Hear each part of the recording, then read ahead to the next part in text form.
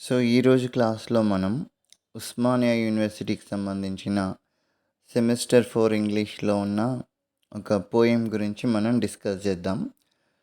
Title of the poem hope is the thing with feathers. Name of the poet Emily Dickinson. మనకి ఇక్కడ print అనేది బ్లర్గా ఉండొచ్చు. దీనికి సంబంధించిన ఆన్సర్ అనేది డిస్క్రిప్షన్లో ఉంది. ముందుగా ఒకసారి విన్న తర్వాత డిస్క్రిప్షన్లో ఉన్న పీడిఎఫ్ని డౌన్లోడ్ చేసుకొని ఆన్సర్ని ప్రాక్టీస్ చేయండి.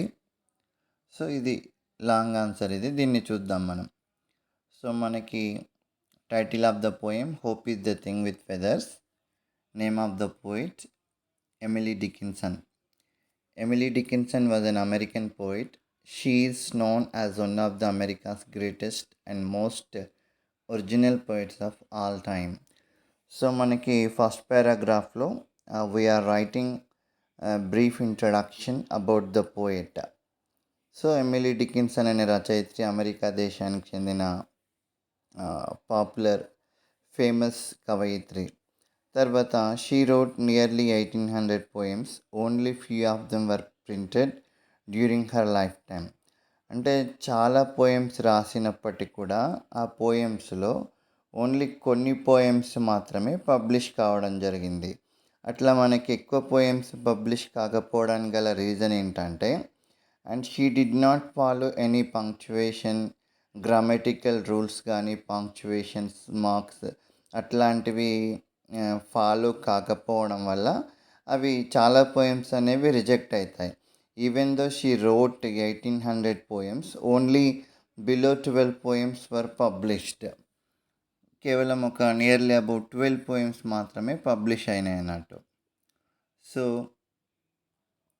They contained short lines, typically lacked titles and unconventional capitalization and punctuation. Some of her notable works are Because I Could Not Stop for Death, I Am Nobody, Who Are You.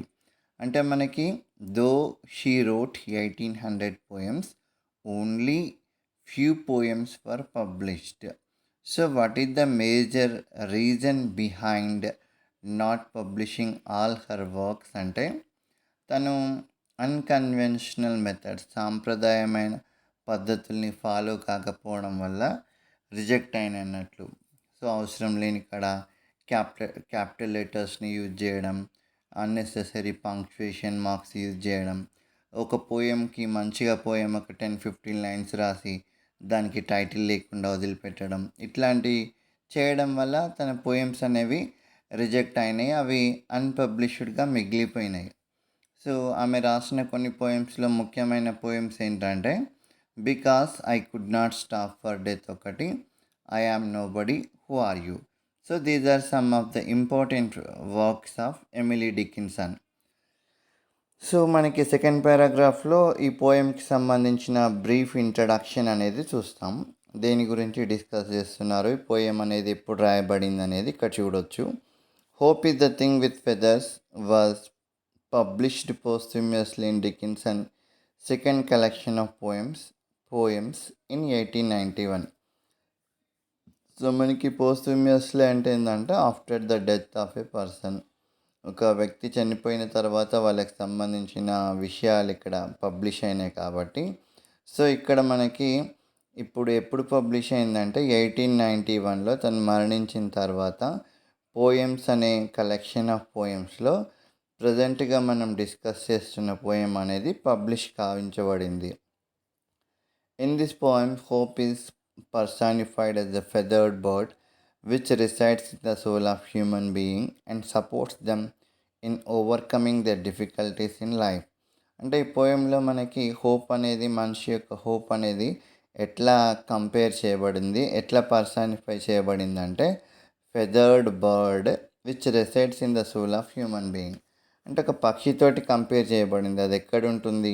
It resides, it stays in the soul of human being and it continuously constantly it motivates the human being in overcoming their problems and difficulties in their life.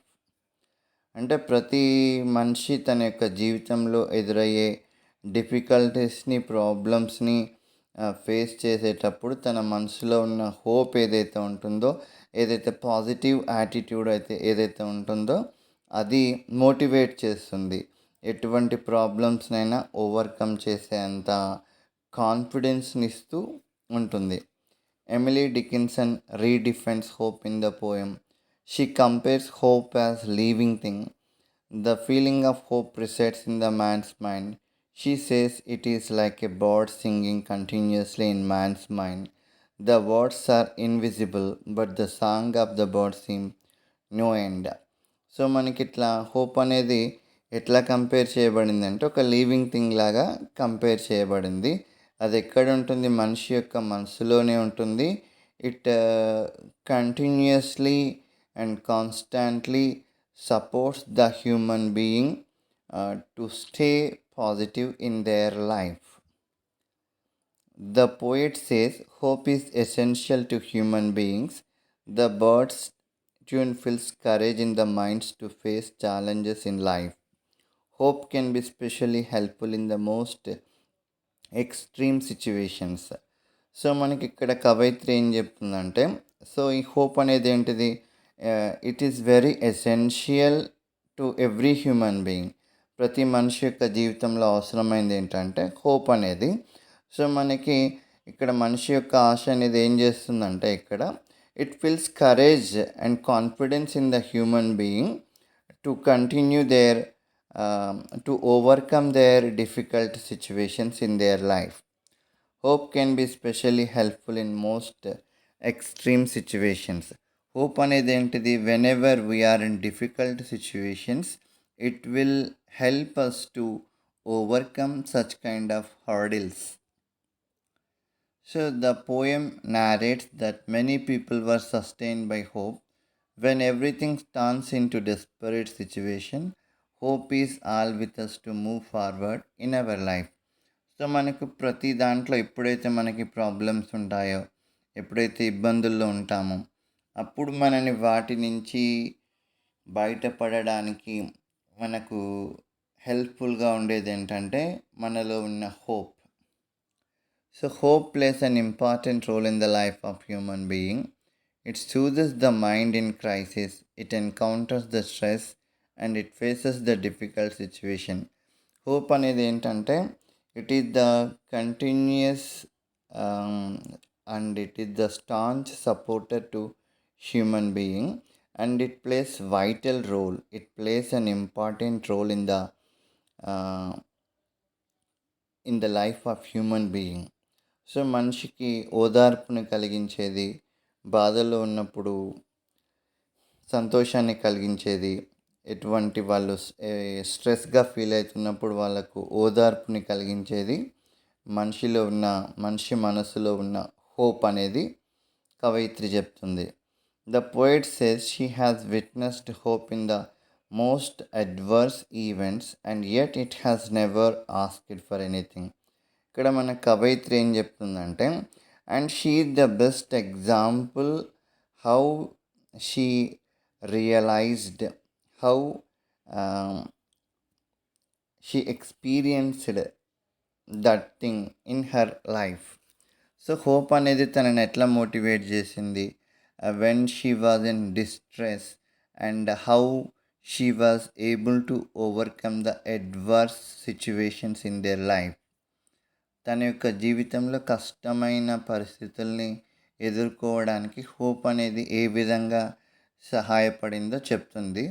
More over she says that and it does not expect anything from the human being even though it has been with you as a staunch supporter to overcome the difficult situations in your life, and it does not expect anything from you. So conclusion: hope is the thing with feathers is endless hope. Dickinson emphasizes hope lives in one soul forever and empowers us to face challenges in life. So మనకి simply finally she says that hope will resides in the um, heart of human being, and she says that it stays with human being forever and it empowers us to face challenges in life. అంటే మనకి it gives us confidence, it gives us boost to face the challenges in our life, how we can overcome problems and hurdles which we face in our life. So వాటిని ఎట్లా ఎదుర్కోవాలి, మనకు లైఫ్లో ఎదురయ్యే ఛాలెంజెస్ని ఏ విధంగా ధైర్యంగా ఫేస్ చేయాలనేది మనకు హోప్ అనేది, మనలో ఉన్న ఆశ అనేది నడిపిస్తుంది అని పోయెట్ చెప్తుంది. So this is all about hope is the thing with feathers. Hope you understood well. For the PDF you can see in the description, you can find the PDF copy, you can download and practice the answer. Thank you.